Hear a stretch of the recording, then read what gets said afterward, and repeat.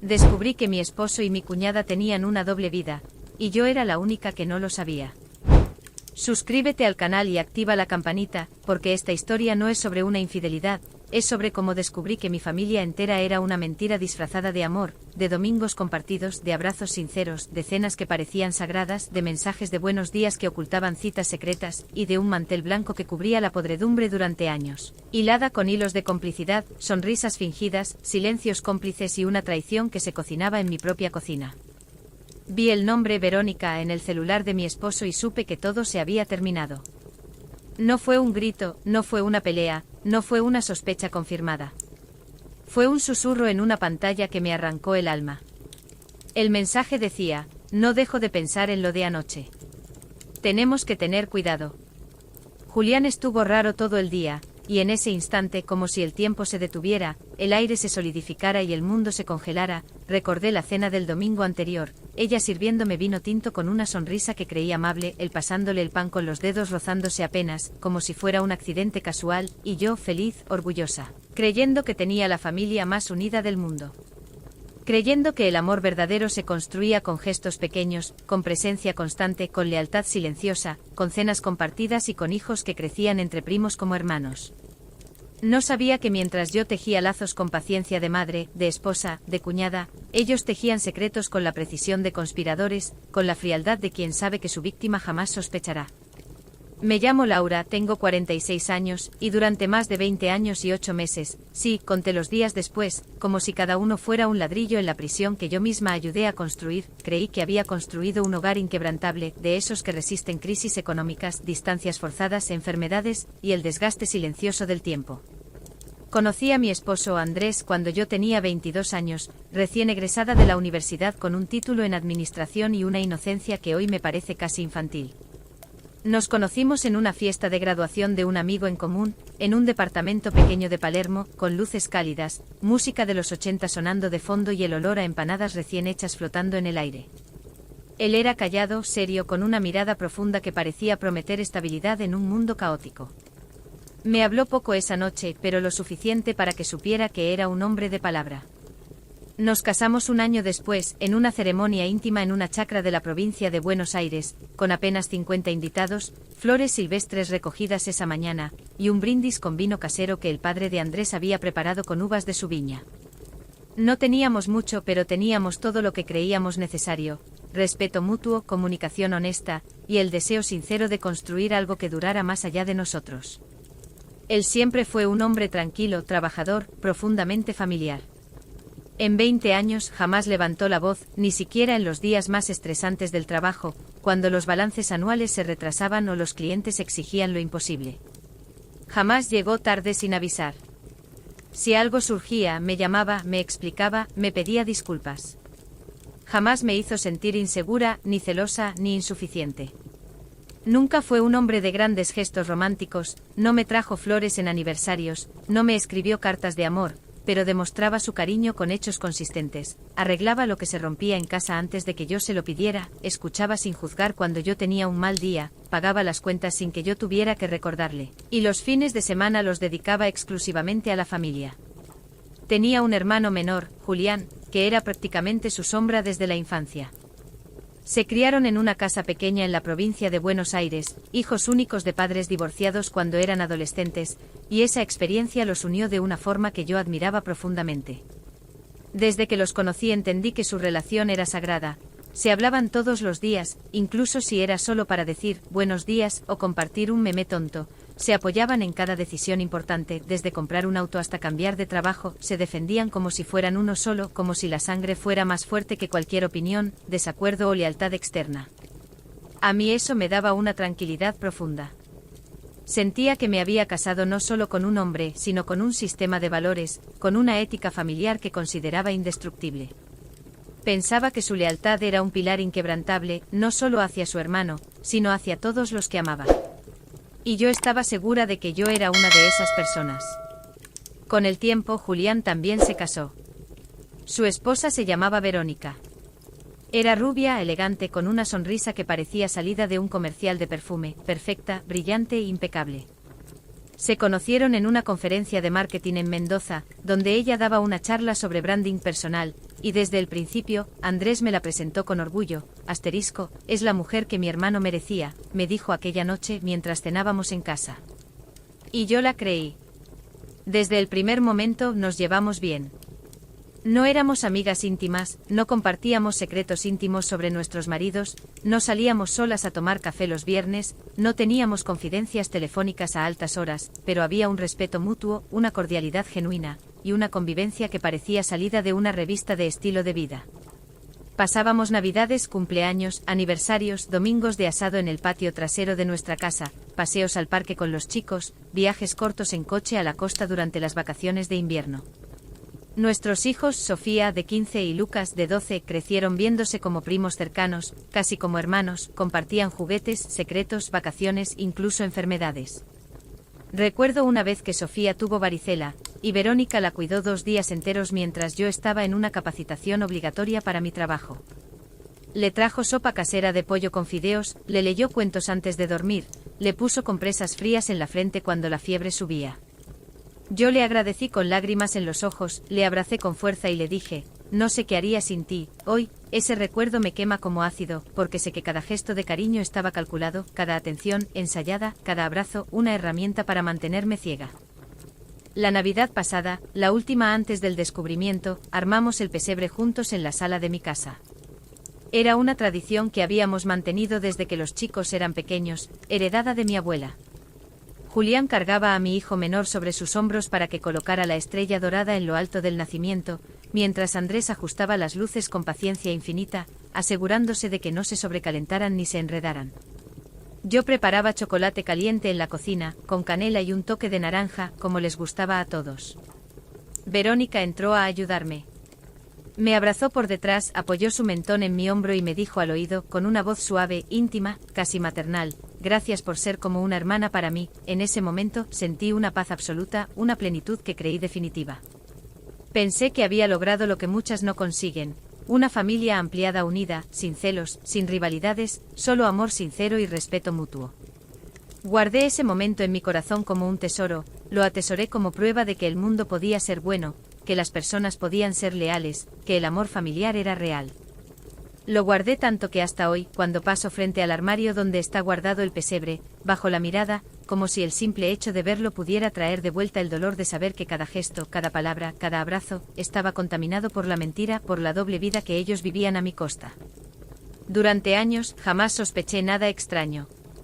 Andrés cumplía con su trabajo como contador senior en una firma del centro de la ciudad, llegaba a casa a las 7 en punto, cenaba con nosotros, ayudaba con las tareas de los chicos, y los fines de semana los dedicaba a la familia. No era un hombre expresivo, nunca fue de grandes declaraciones de amor ni de sorpresas románticas, pero demostraba su cariño con hechos, arreglaba lo que se rompía, escuchaba sin juzgar, pagaba las cuentas sin que yo tuviera que recordarle, me acompañaba al médico cuando tenía chequeos anuales. Yo confiaba plenamente en él. No solo por su carácter, sino por su coherencia absoluta, lo que decía, lo hacía. Lo que prometía, lo cumplía. No había grietas en su fachada, o al menos yo no las veía. Verónica, por su parte, siempre se mostraba amable, educada, incluso preocupada por mí. Me preguntaba cómo estaba, si dormía bien, si necesitaba ayuda con los chicos, si me sentía sola cuando Andrés viajaba por trabajo. Me llevaba sopas caseras cuando me enfermaba, siempre con una nota escrita a mano, me ofrecía cuidar a mis hijos si yo tenía una cita médica, incluso me regaló un perfume en mi cumpleaños número 45, J. Adore, de Dior, el mismo gardenia que luego encontré impregnado en la ropa de mi esposo. Nunca imaginé que detrás de esas atenciones, de esa aparente generosidad, se escondía una red de mentiras tejida con paciencia diabólica, con planificación minuciosa, y con la complicidad del silencio de quienes juraban amarme. Todo empezó a cambiar de manera muy sutil, casi imperceptible para quien no estuviera buscando señales con desesperación. Andrés mencionaba más seguido a su hermano y a su esposa.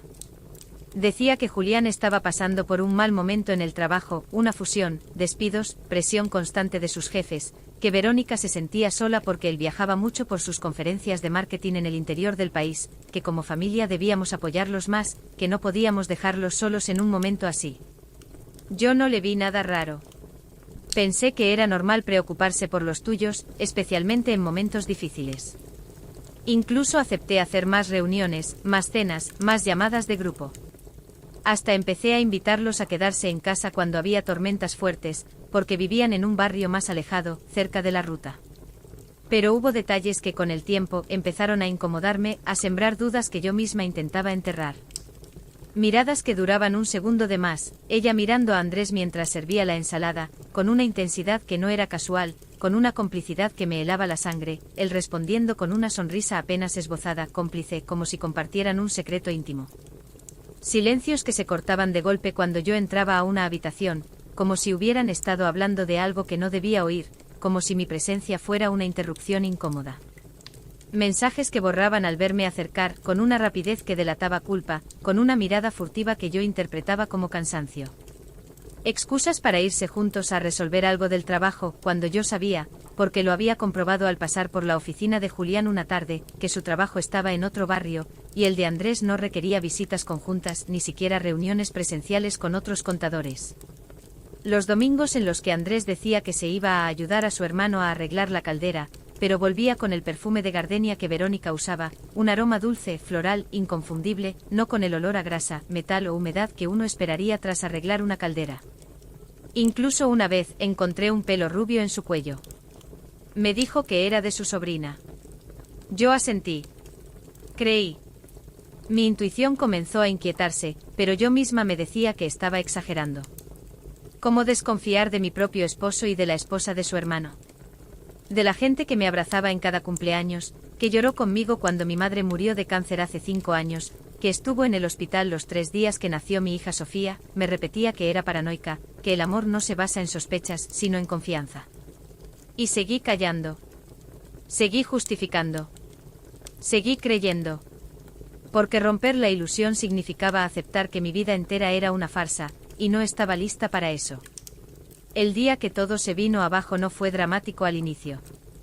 Fue un día común, ordinario, de esos que uno no recuerda hasta que algo lo marca para siempre, como una cicatriz que no se ve pero siempre duele al tocarla. Era un martes. Había preparado milanesas con puré, su plato favorito desde que éramos novios. Después de comer, Andrés se quedó dormido en el sofá, con el diario abierto sobre el pecho como solía hacer. Su teléfono empezó a vibrar sobre la mesa del comedor, con insistencia, como si alguien supiera que yo estaba sola y que era el momento perfecto. Yo no soy de revisar celulares. En 20 años y 8 meses de matrimonio, jamás lo hice. Respetaba su privacidad como él, supuestamente, respetaba la mía. Pero ese día algo dentro de mí, una voz que ya no pude callar, un presentimiento que me atenazaba el pecho desde semanas atrás, un instinto de supervivencia que finalmente despertó, me empujó a mirarlo. Pensé que podía ser una emergencia. Tal vez su hermano. Tal vez su madre.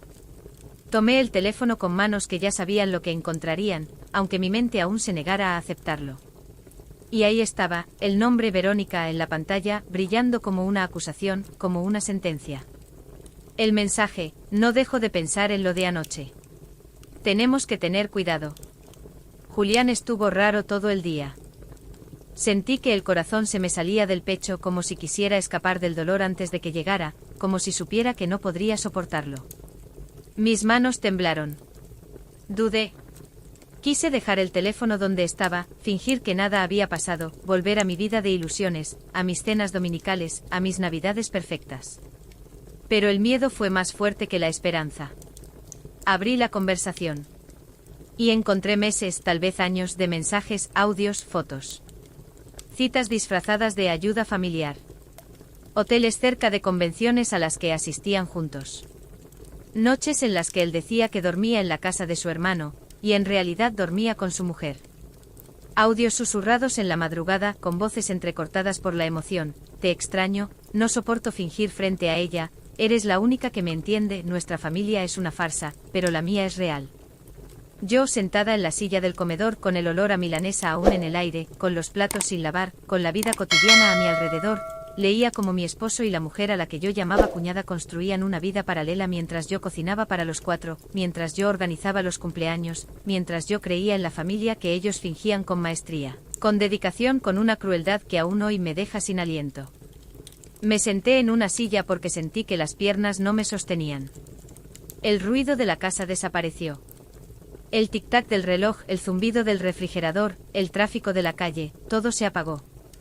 Solo escuchaba mi respiración agitada y el latido descontrolado de mi corazón, como si mi cuerpo intentara avisarme que ya no pertenecía a ese lugar, que ya no era bienvenida en la vida que había construido.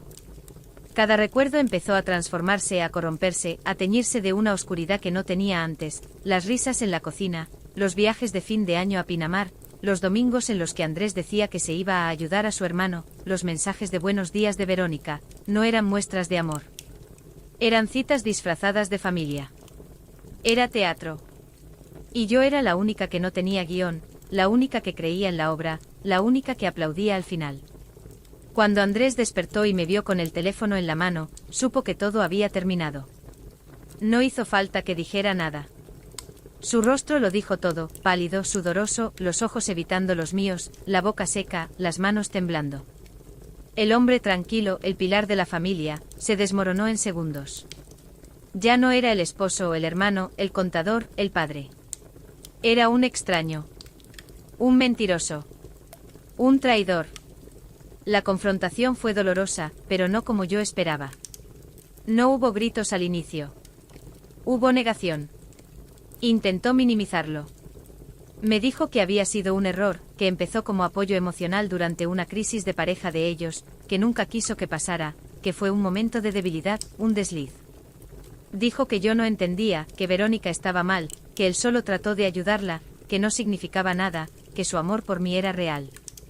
Escuchar eso fue peor que la traición misma. Convertir una infidelidad en un acto de compasión fue una manipulación que me indignó profundamente. Como si mi dolor no contara, como si mi lealtad no hubiera valido nada, como si el amor que yo daba fuera tan barato que pudiera compartirse sin consecuencias, sin remordimientos, sin justicia. Cuando le pregunté por su hermano, bajó la mirada. Me dijo que Julián no sabía nada. Que no se atrevía a decirle. Que tenía miedo de destruir la familia. Ahí entendí algo muy claro, algo que me partió el alma con más fuerza que la infidelidad.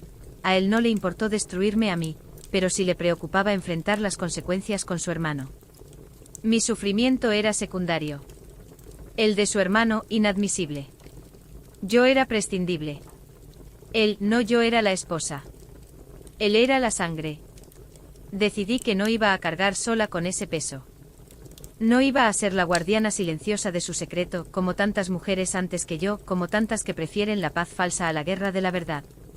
Convocar a la familia fue una de las decisiones más difíciles de mi vida.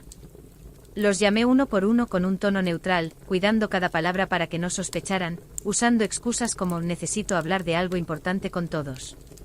Nos reunimos todos en la casa de mis suegros, el mismo lugar donde habíamos festejado bodas, bautismos, aniversarios, cenas de año nuevo, cumpleaños de los abuelos. El ambiente era tenso, pesado, como si el aire supiera lo que venía, como si las paredes recordaran los momentos felices y supieran que estaban a punto de ser profanados para siempre. Nadie sabía por qué los había citado. Cuando hablé mi voz temblaba, pero fui clara. Conté todo. Sin adornos, sin insultos, sin exageraciones. Leí los mensajes. Reproduje un audio. Dejé que la verdad se mostrara por sí sola, cruda, desnuda, sin maquillaje, sin justificaciones. Las reacciones fueron devastadoras.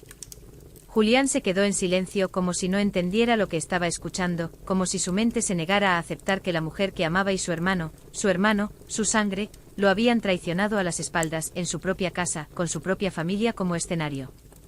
Luego, sin decir una palabra, se levantó, pálido, temblando, y se fue. Ese fue el último día que lo vi. Verónica empezó a llorar, pero no de arrepentimiento, sino de miedo. ¿Qué vamos a hacer ahora?, repetía, como si el problema fuera la consecuencia, no la traición, como si el escándalo fuera peor que el acto, como si su reputación importara más que mi dolor. Mis suegros rompieron en llanto. Mi suegra me abrazó y me dijo perdón, hija, perdón, como si ellos hubieran sabido y callado, como si su silencio también hubiera sido cómplice, como si hubieran preferido la paz de la familia a la justicia para su nuera. Andrés intentó interrumpirme, decir que todo se podía arreglar, que fue un error, que me amaba a mí, que nunca dejaría a los chicos, pero ya era tarde. El daño estaba hecho. La ilusión destruida. La confianza incinerada. Ese fue el último día que vi a la familia unida. A partir de ahí, todo se rompió. Mi matrimonio terminó. La relación entre hermanos quedó destruida, dicen que Julián se fue de la ciudad, que no habla con su hermano desde entonces, que cambió de número, que borró sus redes, que se mudó a otro país. Los niños quedaron en medio de un conflicto que jamás buscaron, que no entendían, que los dejó con cicatrices invisibles.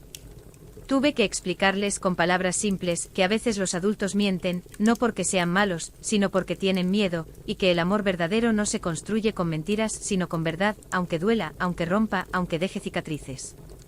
Hoy con el tiempo he entendido que el dolor no vino solo de la infidelidad, sino de la traición múltiple, de mi esposo por romper los votos que juró ante Dios y ante mí, de mi cuñada, por fingir amistad mientras me clavaba un puñal en la espalda con una sonrisa, y de la versión de mí misma que creyó ciegamente en la familia perfecta, que justificó, que cayó, que prefirió la comodidad de la mentira a la incomodidad de la verdad.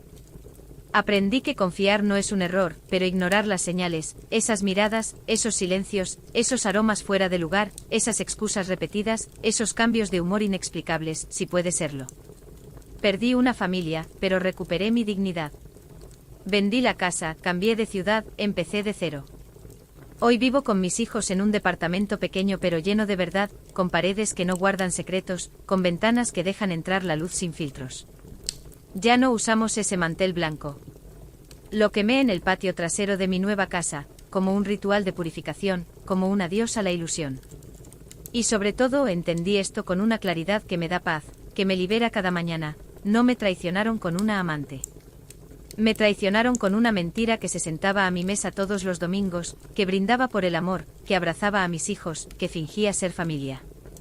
Cuento esta historia no para generar lástima, ni para buscar venganza, sino para que quien la escuche entienda que a veces el escándalo no es lo peor. Lo peor es vivir engañado, sonriendo en las fotos mientras tu vida se desmorona en silencio, mientras tu alma se apaga gota a gota, mientras tus hijos aprenden que el amor es una farsa.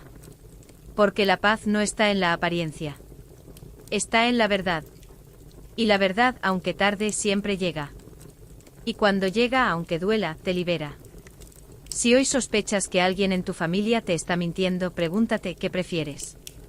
Vivir en la duda, cómodamente dormido, protegido por una ilusión que te da seguridad pero te roba la vida. O descubrir una verdad que puede destruirlo todo, pero al menos será tuya, y te dará la libertad de construir algo real, algo verdadero, algo que no tenga que esconderse en la oscuridad. Si esta historia te conmovió, no te vayas sin escribir en los comentarios, ¿tú qué habrías hecho en mi lugar? Y no olvides suscribirte porque aquí contamos verdades que duelen, pero que también liberan.